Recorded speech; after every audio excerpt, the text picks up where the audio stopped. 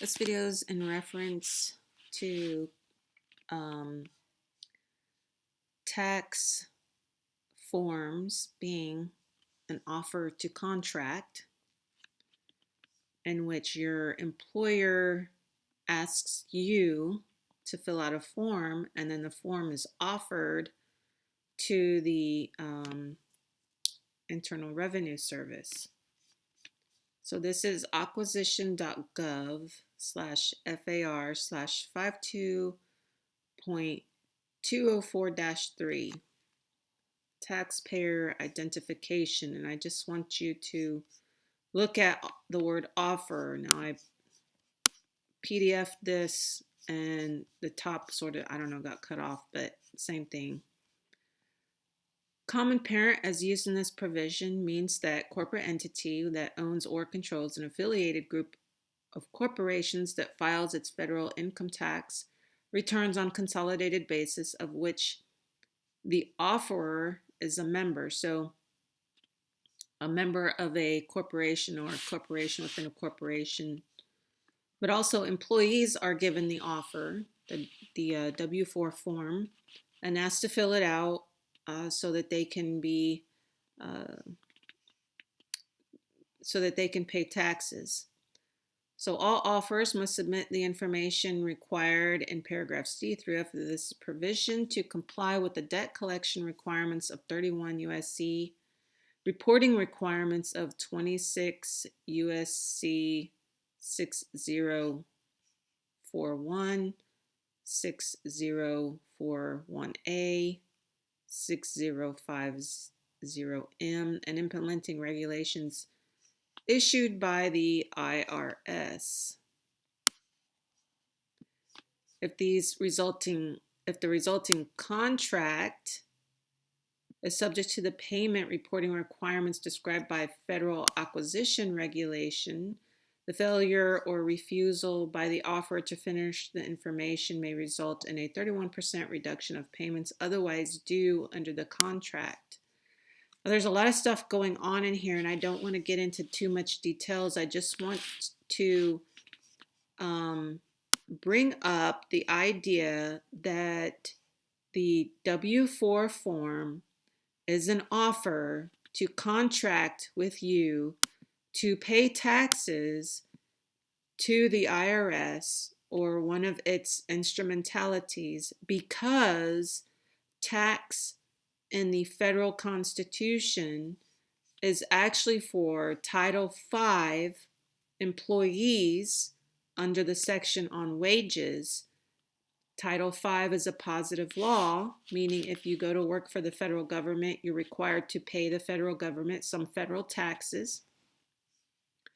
Title 26 has never been passed into law, so it appears to be a way to write contracts to contract with people not required to pay taxes so that you can have them pay taxes. And what they do is they lie, or it seems as though they just lie to us and they tell us we have to pay taxes even when we don't, because we are not federal people.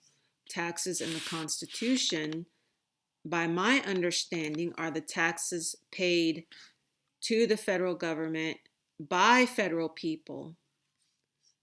Okay, so this is Law of Contracts by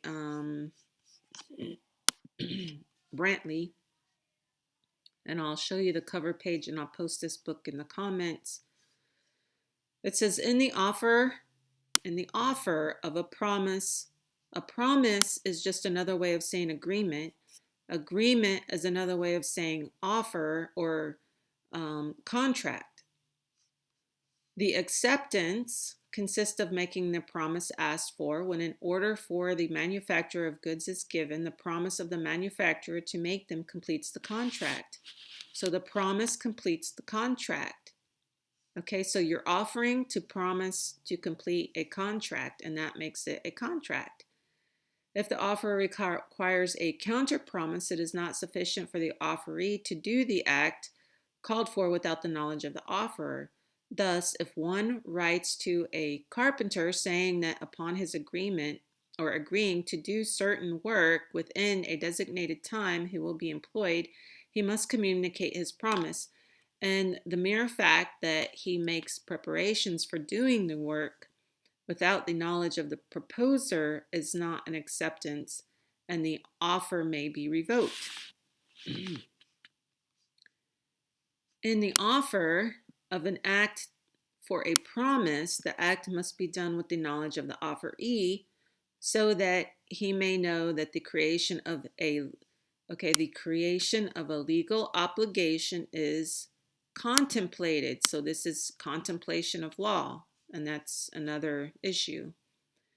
If you are standing at your window after a snowstorm, when a man comes along with a shovel, who, after monitoring to or motioning to you and seeing an affirmative nod, a positive act, you affirmed, you made it positive, you said yes, begins to clear the snow away from your sidewalks, he offers an act for a promise, and your acquiescence implies a promise on your part to pay a reasonable price. If he had done the work without your knowledge, no contract would have been made because there was no communication of the offer.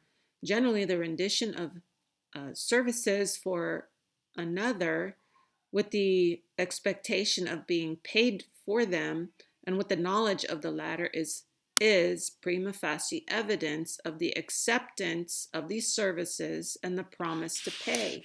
So prima facie evidence is important because we see it in OLRC under Title 1, Section, or Chapter 3, Section 204, which talks about evidence, the positive act and being evidence. Now, if you saw my other video, I went over positive contracts.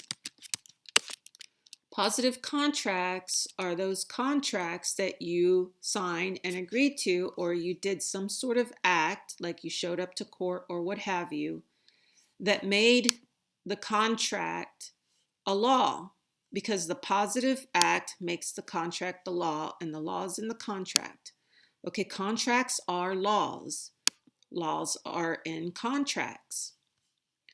So 1 USC 204. So when you're talking about the federal government having the right to make a law, and it does something, and it says that it does all the things required of it to make a law, then the law is positive, okay? Under 204A, this is Title 1. Now, Title 1 is a positive law and has a positive law citation, and I'll go over that again in a minute. But it says, have been enacted into positive law. The text thereof shall be legal evidence of the laws therein contained. And what did we just read? Legal evidence of a positive act. Your positive act, making the contract, making the offer a contract. And prima facie means on its face, so you can immediately see it.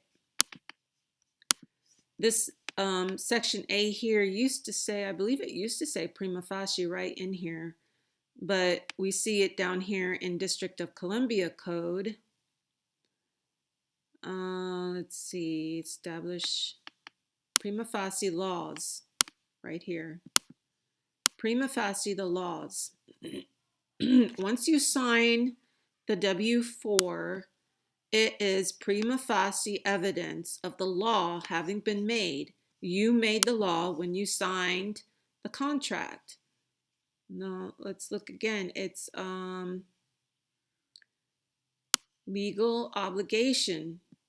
So it's legal evidence that you obligated yourself on the W-4, which is prima facie evidence of you having made a law with the IRS or whoever to pay taxes. You offered, they accepted, it became a contract. The contract is legal evidence of a law having been made through your positive act. Now let's look at the positive law citation on the laws of the United States. And if you've been watching my videos, you already have seen this probably a million times. I show this all the time. Positive law citation. So when the federal government makes laws for itself, and it does them according to how laws are supposed to be made, then it's given a positive law citation and it's cited as a law. So 1 USC subsection 204A.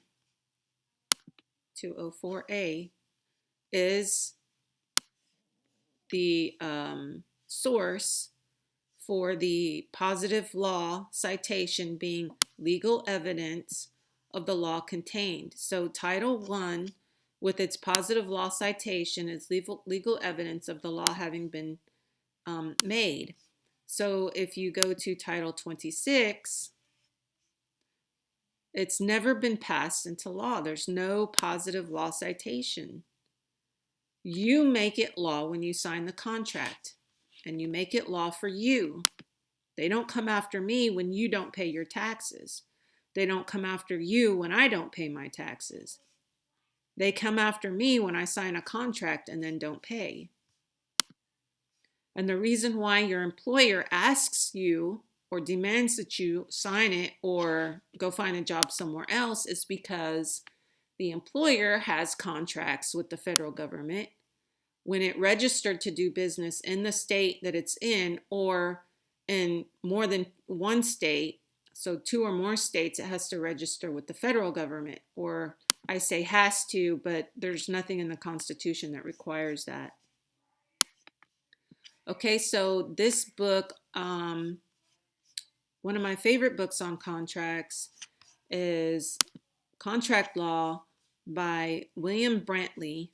And I will post this link in the comments as well as the links to the other stuff.